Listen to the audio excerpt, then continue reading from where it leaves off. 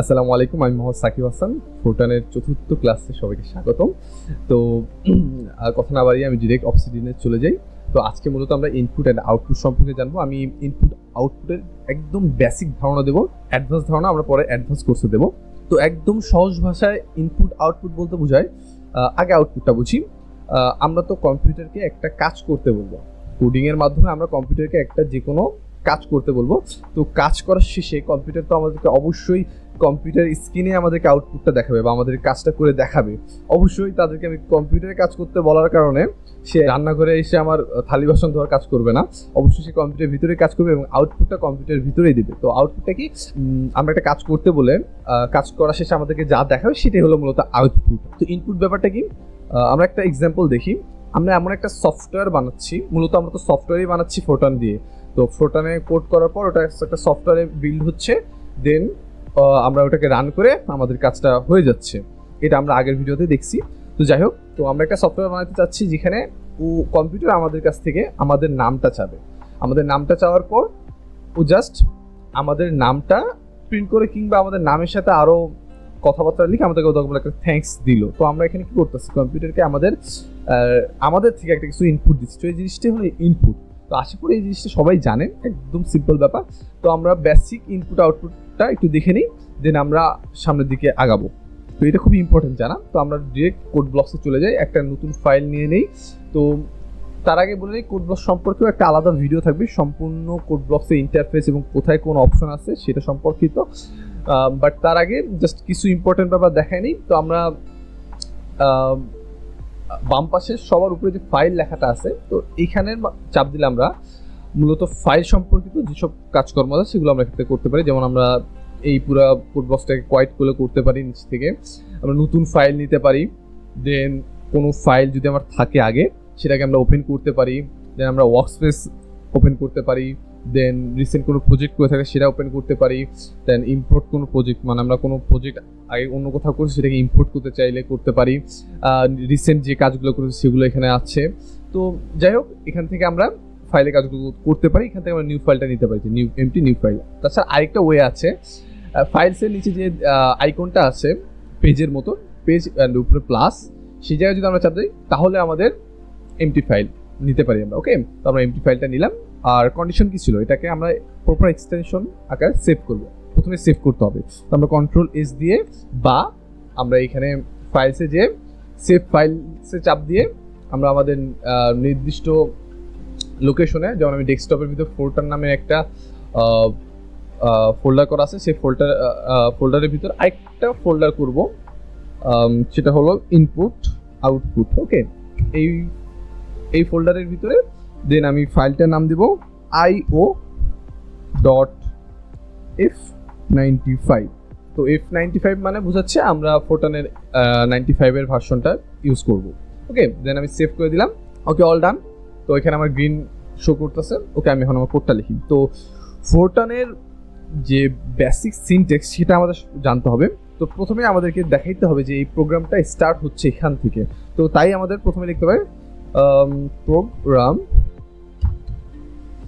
দেন একটা নাম দিতে হবে। এই প্রোগ্রামের নামটা কি, তো ম্যাটার করে না যে আমার ফাইলের যে নাম সেটাই প্রোগ্রামের নাম হবে, যে কোনো নাম দেওয়া যায়। আমি এখানে আইও ফাইলের নাম অনুসারে রাখলাম। দেন আমাদেরকে প্রোগ্রামটা ইন্ট করতে হবে, ইন্ট প্রোগ্রাম। ওকে, তো এটা হলো বেসিক স্ট্রাকচার। তো এখান থেকে প্রোগ্রামটা স্টার্ট হবে, এখানে প্রোগ্রামটা শেষ হবে, আর মাঝখানে আমরা এই প্রোগ্রামের কোডগুলো লিখবো। তো ফার্স্টে আমরা দেখি আউটপুট। আমি চাচ্ছি আমার নামটাকে আমি প্রিন্ট করাবো। ওকে, আউটপুট হিসেবে আমার নামটা দেখাবে। তো আমি কি লিখবো, প্রিন্ট দেন একটা স্টার চিহ্ন। ওকে, স্টার চিহ্নটা কেন দিলাম সেটা আমি বলতেছি, একটু ব্যাখ্যাটা দিচ্ছি। দেন আমি একটা কমা দেব, দেন আমরা ডাবল কোটেশন মার্ক দেবো। তো এর মাঝখানে আমরা যা লিখবো সেটা আমাদের প্রিন্ট হবে। তো আমি এটাকে একটু বুঝাই। এখানে প্রথমে আমরা প্রিন্টের মাধ্যমে কম্পিউটারকে বলতেছি যে তুমি কিছু একটা জিনিস আমাদেরকে দেখাবা। ওকে, দেন স্টারের মাধ্যমে বুঝাচ্ছি আমরা এখানে কোনো ফরম্যাটিং হবে না, যা আছে তাই আমাদেরকে দেখাবা। তো ফরম্যাটিং ব্যাপারটা কি, আমরা যদি চাইতাম লাইক এজ একটা ফ্লোটিং ভ্যালু আমরা প্রিন্ট করাবো, লাইক এজ পাই। ওকে, আমরা চাচ্ছি পায়ের এই কয়টা মান আমাদেরকে জাস্ট দেখাবে আর দেখাবে না। তো সেই জিনিসগুলো আমরা এই স্টারের জায়গায় এখানে স্টারের বদলে অন্য কিছু দিয়ে ব্র্যাকেটের ভিতরে আমরা ফরম্যাট করতে পারি। ওকে, তো আমরা এখানে কোনো ফরম্যাট করতেছি না, তো এই জন্য স্টারটা দেওয়া হয় যেহেতু কোনো ফরম্যাট করা নাই। দেন কমার মাধ্যমে এটা সিনট্যাক্স, দেন কমার মাধ্যমে বোঝানো হয় যে প্রিন্টের কিওয়ার্ডটা এখানে শেষ, এখানে আর কোনো মানে ফরম্যাটিংটা এখানে শেষ। এরপর ডাবল কোটেশন মার্ক দিয়ে বোঝানো হচ্ছে যে এটা একটা স্ট্রিং। স্ট্রিং ব্যাপারটা কি আমরা যখন ভেরিয়েবল ডাটা টাইপস পড়ো তখন আরো ভালো মতো জানবো, তাও আমি একটু বলে নেই। এটার ভিতরে টেক্সট থাকবে, আমি এখানে যা লিখবো সেটাই আমাকে প্রিন্ট করবে। লাইক আমি যদি 2+2 দেই, দেন আমি যদি এখানে বিল্ড অ্যান্ড রান দেই তাহলে দেখবো এখানে কিন্তু আমাকে 2+2 শো করছে, এমন না যে 2+2 যোগ করে আমাকে শো করতেছে। ওকে, আমি যদি আরেকটু ভালো মতো দেখে এখন যদি আমি এটাকে রান করি, এখন দেখেন আমাদের কিন্তু 2+2 4 এর অ্যান্সারটা আমাদের এখানে দেখাচ্ছে। ওকে, তো এটাই মূলত ব্যাপার। তো আমি ডাবল কোটেশন মার্ক দিয়ে আমি আমার নামটা প্রিন্ট করতে চাই, এমডি সাকিব হাসান। ওকে, দেন আমি বিল্ড অ্যান্ড রান করলে আমাদের ফার্স্ট প্রোগ্রাম রান ডান। ওকে, সো অবশ্যই সবাই প্রতিটা ভিডিওর সাথে সাথে কোড করবে। যদি ভাই কোড না করো জীবনও এগুলো মনে রাখতে পারবা না। তো অবশ্যই অবশ্যই কোডগুলো করতে হবে, এগুলো দেখে আসলে মনে থাকা যায় না। আমি নিজেও প্রতিবার ভিডিও বানানোর আগে নিজে পড়ে নেই এবং দেখে নেই ব্যাপারগুলো কীভাবে কাজ করে, কারণ এগুলো কখনোই মনে থাকবে না। আর প্রোগ্রামিং জিনিসটা মনে রাখারও জিনিসটা এই সম্পর্কে তো দরকার পড়লে আমি আরেকটা ভিডিও করবো যে প্রোগ্রামিং আসলে কীভাবে আমরা শিখতে পারি, ইমপ্রুভ করতে পারি। ওকে, এটা গেল আমাদের আউটপুট। ওকে, তো আমরা চলো এবার ইনপুট করি। কি ইনপুট করবো আমরা? আমাদের নামটাই না, আমরা একটা সংখ্যা ইনপুট করি। ওকে, নামটা করতে গেলে একটু কঠিন হয়ে যাবে, তো আমরা একটা সংখ্যা ইনপুট করি। আমি একটা কাজ করি, এই কোডটাকে আমি কপি করি, দেন আমি বুঝাচ্ছি। ওকে, আমি এই কোডটাকে কপি করলাম। তো এই কোডের মাধ্যমে কি বুঝাচ্ছে, আমরা ভেরিয়েবলস বুঝবো অবশ্যই ব্যাপারটা কি। তা আমি বেসিকটা বলতেছি। ইন্টিজার মানে একটা আমি ভেরিয়েবল ক্রিয়েট করলাম, মানে একটা বক্স ক্রিয়েট করছি। হ্যাঁ, এটাকে একটা বক্সের সাথে কল্পনা করব যে বক্সের ভিতরে আমি আমার একটা ইনপুট রাখবো। ওকে, আমি যে ইনপুটটা দেবো কম্পিউটারকে সেটা কোথায় রাখবে, সেটা একটা বক্সে রাখবে। আমরা এখানে সেই বক্সটাই বানায় নিলাম যে একটা ইন্টিজার মানে পূর্ণ সংখ্যা একটা বক্স বানিয়ে নিলাম যেটার ভিতরে আমরা পরে ডাটাটা রাখবো।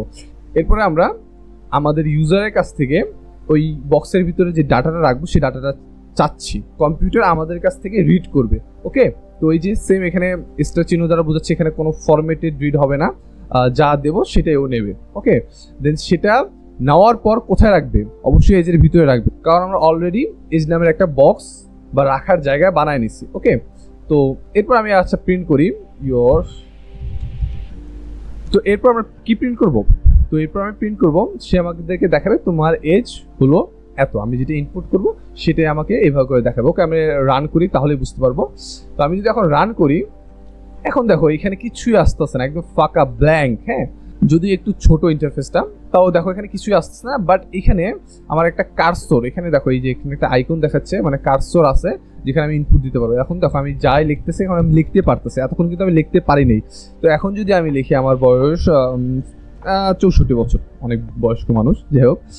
এখন যদি আমি ইন্টার দিই, দেখো আমাকে কি দেখাচ্ছে, your age is 64। That's it, সহজ। এটা হলো ইনপুট অ্যান্ড আউটপুটের বেসিক। এরপরে আমরা একটা অ্যাডভান্স ভিডিওতে ইনপুট আউটপুটের ফরম্যাটিং সহকারে অনেক ডিটেইলি জানবো। তো এই ছিল আজকের ক্লাস। তো এরপর আমরা চলে যাব ভ্যারিয়েবলসে। তো সবাইকে আসসালামু আলাইকুম।